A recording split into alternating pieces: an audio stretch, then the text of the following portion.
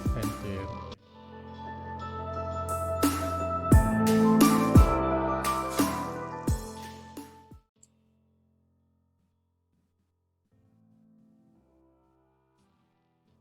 Selamat pagi para siswa sekalian.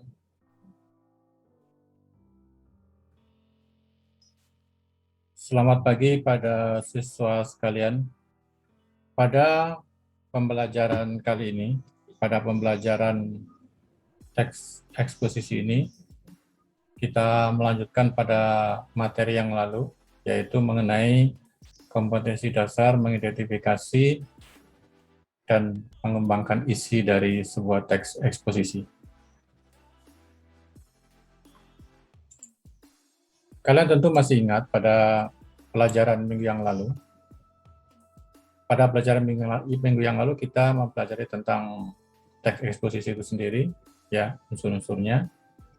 Kemudian pada kali ini kita akan mempelajari tentang teks eksposisi lanjutan.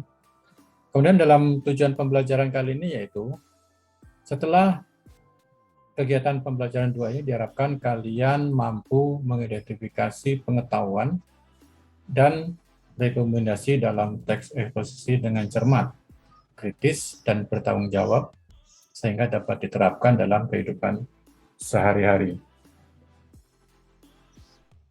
Ini yang akan kita pelajari, jadi tujuannya seperti ini. Ya, kemudian uraian materinya. Tentu kalian sering mendengarkan tentang seseorang yang sedang mengungkapkan pendapatnya. Pendapatnya ya tentu saja pendapat dari berbagai hal. Misalnya mendengarkan penjelasan seseorang tentang COVID, tentang bahaya COVID, ya, tentang bagaimana menjaga kesehatan pada saat pandemi COVID-19 ini. Nah, itu semua adalah suatu penjelasan-penjelasan yang akan membuat kita menjadi bertambah ilmu pengetahuan. Bertambah informasi yang kita dapatkan, dan itu adalah sebuah eksposisi. Karena hakikatnya eksposisi itu adalah memberikan pengetahuan atau memberikan ilmu bagi kita yang tidak tahu menjadi tahu, yang tidak paham menjadi paham. Oke, kita lanjutkan. Minggu yang lalu sudah dijelaskan tentang teks eksposisi, yaitu teks yang mengandung sejumlah informasi yang isinya bertujuan untuk menjelaskan atau mengungkapkan gagasan berdasarkan argumentasi yang kuat dan meyakinkan pembaca. Ini sudah kita pelajari pada minggu yang lalu. Oke, kita lanjutkan lagi. Sekarang perhatikan pada bacaan teks di bawah ini. Pentingnya menggunakan masker saat pandemi. Menggunakan masker pada saat pandemi COVID-19 merupakan hal yang wajib dipakai, terutama ketika bepergian keluar rumah. Masker menjadi hal yang esensial karena mampu menangkal virus ataupun bakteri yang akan masuk ke mulut ataupun hidung seseorang. Dr. Budi mengingatkan bahwa menggunakan masker penting karena merupakan penghalang atau barrier agar ludah atau cipratan terhalang ketika sedang mengobrol, batuk, atau bersin, serta sebagai cara untuk melindungi diri sendiri dan orang lain, terutama kelompok rentan, agar tidak tertular COVID-19. Ini kalian pahami wacana ini ya. Akan saya lanjutkan. Jadi misalkan kalau kita tidak pakai masker, semuanya bisa menyembur. Kalau kita pakai masker, semuanya terhalangi. Walaupun anak muda tidak ada gejala yang muncul, tapi tetap kita harus melindungi orang lain dan lingkungan kita, apalagi kelompok rentan. Jadi, salah satu pencegahannya, penularan itu tetap harus menggunakan masker, walaupun kita tidak ada gejala.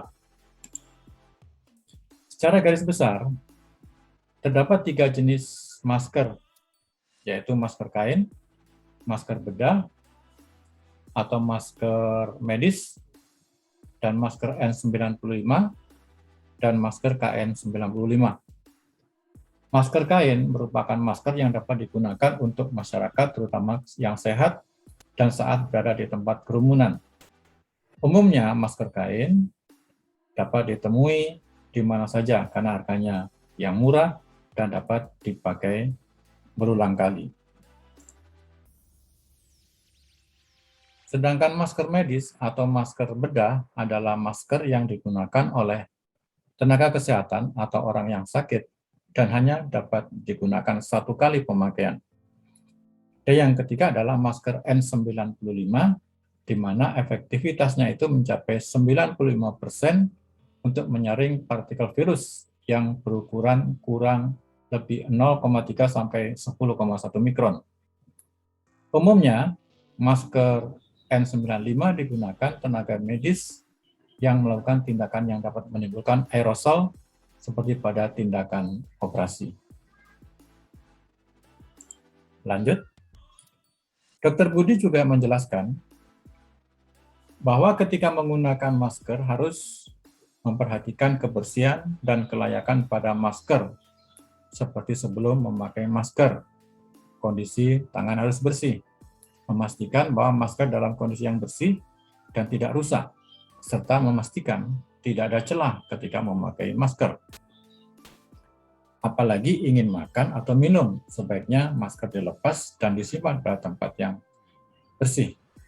Kemudian kita juga harus pastikan bahwa memang mulut, hidung, dan dagu semuanya tertutupi. Jadi misalnya kalau mulutnya saja yang tertutupi, kalau misalnya kita bersin dari hidung masih keluar, kata Dr. Budi. Kita lanjutkan. Selain itu, Dr. Sela turut menjelaskan mengenai cara melepas masker yang benar agar tidak terkontaminasi virus atau bakteri yang menempel di masker. Pertama, pastikan tangan sudah steril dan pegang bagian dari talinya dan jangan menyentuh bagian depan maskernya, serta buka secara perlahan agar tidak ada resiko penularan, jelas Dr. Sela. Dr. Sela juga mengingatkan setelah melepas masker kain disarankan untuk dicuci menggunakan air dan sabun agar virus dan bakteri yang menempel luruh atau mati, serta menjemurnya di bawah sinar matahari.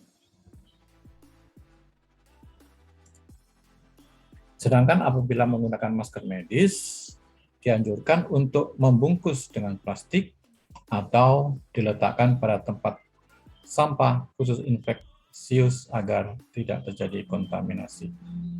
Ya, jadi ini wacananya. Sekarang kalian perhatikan.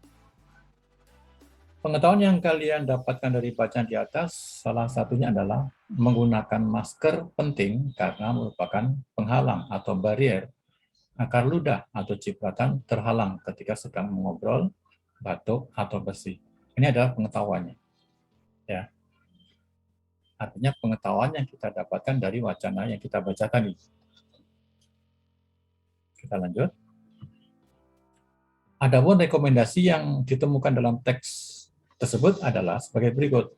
Di sini dikatakan bahwa Dr. Sela mengingatkan setelah melepas masker kain, disarankan untuk dicuci menggunakan air dan sabun agar virus dan bakteri yang menempel luruh atau mati, serta menyemurnya di bawah sinar matahari. Sedangkan apabila menggunakan masker medis, dianjurkan untuk membungkus dengan plastik atau diletakkan pada tempat sampah khusus infeksius agar tidak terjadi kontaminasi. Nah, ini adalah sebuah rekomendasi. Yang disebutkan dengan rekomendasi itu apa? Yaitu rekomendasi itu adalah sesuatu yang dianjurkan. Ya, supaya kita mengikuti apa yang diterangkan oleh Dr. Sela tersebut. Nah, rekomendasi itu biasanya bersifat persuasif. Persuasi yaitu menghimbau, mengajak ya kita untuk melakukan suatu perbuatan yang telah dikatakan oleh dokter tersebut. Oke, kita lanjutkan. Pengetahuan merupakan informasi ilmiah yang menandai apakah teks itu eksposisi atau bukan. Rekomendasi merupakan pernyataan yang dapat dipercaya, biasanya berupa penegasan atau bagian akhir teks. Ya, jadi pengetahuan itu adalah sebuah informasi ilmiah, artinya informasi yang kita dapatkan, sedangkan rekomendasi merupakan pernyataan yang dapat dipercaya. Ya, biasanya berupa penegasan pada bagian akhir dari sebuah teks. Seperti saya katakan tadi, itu biasanya berisi tentang persuasi, ajakan. Ya, saya lanjutkan. Teks eksposisi merupakan teks yang bersifat argumentatif. Ya, argumentatif. Oleh karena itu, dasar utama dalam pengembangan teks tersebut adalah sejumlah argumen di dalam menyelesaikan suatu permasalahan. Jadi jelas bahwa argumentatif itu adalah sebuah pendapat seseorang yang didasarkan pada sejumlah bukti-bukti, fakta-fakta yang mendukung dari argumentasi tersebut. Saya lanjutkan, dalam sebuah teks eksposisi terkandung ada beberapa hal. Yang pertama, tanggapan atau penilaian, dan saran atau rekomendasi, ini ada sugesti atau dorongan, dan ajakan-ajakan atau persuasi, yang kelima argumentasi, yang keenam fakta. Nah, kemudian unsur-unsur tersebut disusun dengan sistematika sebagai berikut. Tesis, itu pernyataan umum. Ya, pernyataan umum adalah tesis, sesuatu yang umum. Kemudian disambung dengan rangkaian argumentasi dan penegasan kembali. Ya. Argumentasi-argumentasi ini biasanya bersifat penjelasan-penjelasan dari pernyataan umum tadi. Oke, saya lanjutkan. Langkah-langkah pengembangan teks eksposisi adalah sebagai berikut. Yang pertama, menentukan topik masalah. Tahap pertama untuk membuat teks eksposisi adalah menentukan topik. Kemudian topik itu harus dikuasai, harus dimengerti. Ya, kenapa harus dimengerti? Supaya kita ketika memberikan penjelasan, memberikan uraian, itu bisa benar. Karena kita sudah menguasai tentang apa yang akan kita sampaikan. Kemudian topik yang menarik itu adalah topik yang berkaitan dengan pembaca. Artinya ada segmen pembaca tertentu yang merupakan sasaran dari sebuah tulisan eksposisi. Yang kedua, menyangkut orang-orang penting. Maksudnya orang-orang penting di sini adalah orang-orang yang bisa menjelaskan tentang berbagai hal tentang apa yang akan kita sampaikan. Misalnya kita menyampaikan tentang sesuatu permasalahan yaitu mengenai COVID-19, maka kita akan mendapatkan referensi-referensi itu dari orang-orang penting, yaitu orang yang mengerti tentang hal-hal yang berkaitan dengan COVID. Kemudian yang ketiga adalah peristiwa yang besar. Nah, peristiwa yang besar itu apa ya? Seperti COVID-19 ini adalah suatu peristiwa yang besar. Akhirnya yang kita tulis itu menjadi sebuah masukan bagi masyarakat dan menjadi daya tarik besar sehingga masyarakat bisa membaca apa yang kita tulis. Dan yang keempat, hal-hal yang langka dan unik. Hal-hal yang langka dan unik ini biasanya juga akan menjadi perhatian pembaca, ya, karena itulah yang bisa membuat pembaca tertarik untuk membaca. Oke, saya lanjutkan. Dan yang kedua, menyusun kerangka tulisan. Setelah menumpahkan topik, maka kita harus menyusun kerangka tulisan. Kerangka tulisan disusun supaya kita tidak melebar kemana-mana dalam pembahasan dalam topik tersebut. Dan yang kedua, supaya kita mempunyai pedoman penulisan. Itu arti dari kerangka tulisan. Yang ketiga, mengumpulkan bahan tulisan. Sesuai dengan yang sudah dijelaskan tadi, bahan-bahan tulisan itu sangat penting karena berkaitan dengan fakta. Artinya ketika kita sudah menyampaikan argumentasi, menyampaikan pendapat, maka harus disertai dengan bukti-bukti yang bersifat fakta. Bukti yang bersifat fakta itu ya bisa dari berbagai sumber yang bisa memperkuat dari pendapat kita. Kalau tentang COVID-19 ya tentu kita akan mengacu pada data-data statistik tentang COVID-19 ya. Dan yang keempat, mengembangkan kerangka karangan. Setelah kerangka karangan kita susun, kemudian kita kembangkan. Nah, pengembangan itu adalah sebagai bentuk dari sebuah pemikiran kita tentang apa yang kita buat dalam kerangka tulisan. Oke, kita lanjutkan. Rangkuman. Teks eksposisi adalah sebuah teks yang mengandung sejumlah informasi yang isinya bertujuan untuk menjelaskan atau mengungkapkan gagasan berdasarkan argumentasi yang kuat untuk meyakinkan membaca. Tadi sudah saya jelaskan juga bahwa teks eksposisi itu adalah sebuah teks yang merupakan informasi sehingga yang membaca itu mempunyai pengetahuan yang baru. Ya. Yang kedua, pengetahuan dalam teks eksposisi juga menjadi ciri khusus bahwa seluruh informasi di dalam merupakan pernyataan yang objektif. Artinya pernyataan yang objektif itu adalah pernyataan yang sesuai dengan apa yang sebenarnya. Dan yang ketiga, rekomendasi merupakan pernyataan yang dapat dipercaya.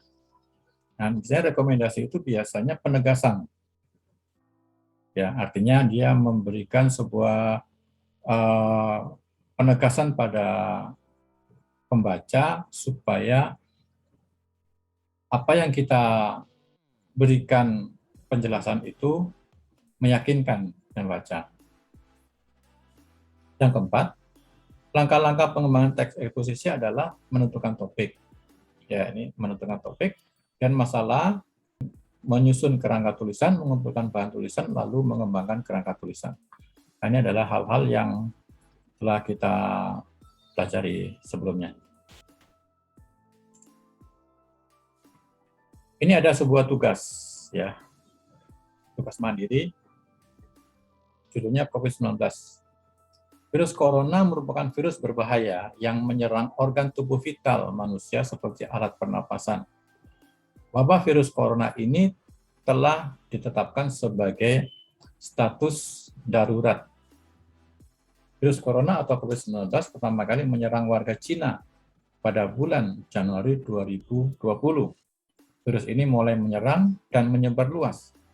Hal yang paling mengkhawatirkan dari virus ini adalah obatnya yang belum ditemukan hingga saat ini. Nah, ini kalian baca, ya. Kalian baca, kemudian nanti akan kalian kerjakan pada tugas yang akan saya berikan kemudian. Ini ya, masih banyak. Ini bisa kalian baca. Ini saya geser-geser apa supaya kalian bisa nampak. Jadi ketika kalian membaca nanti bisa kalian ketahui tulisannya ya. Nah, ini sumbernya di sini. Nah, sekarang isilah tabel berikut dengan memberikan tanda centang. Yang pertama, wabah virus corona ini telah ditetapkan sebagai status darurat dunia. Nah, tadi wacana tadi harus kalian baca, kemudian kalian centang itu berupa pengetahuan atau rekomendasi. Ya, ingat yang disebut dengan pengetahuan itu adalah sesuatu yang kita beritahukan kepada pembaca, kita informasikan pada pembaca. Sedangkan rekomendasi itu adalah suatu penegasan. Ya. Oke, anak-anak sekalian, saya rasa itu saja yang perlu saya sampaikan. Jadi tugas ada pada video ini, bisa kalian pelajari, kemudian kalian kerjakan kembali dengan sebaik-baiknya, dan kemudian kalian bisa kumpulkan di Google Classroom. Oke anak-anak, terima kasih atas perhatiannya. Sampai jumpa. Jangan lupa untuk mengerjakan tugas ini. Terima kasih.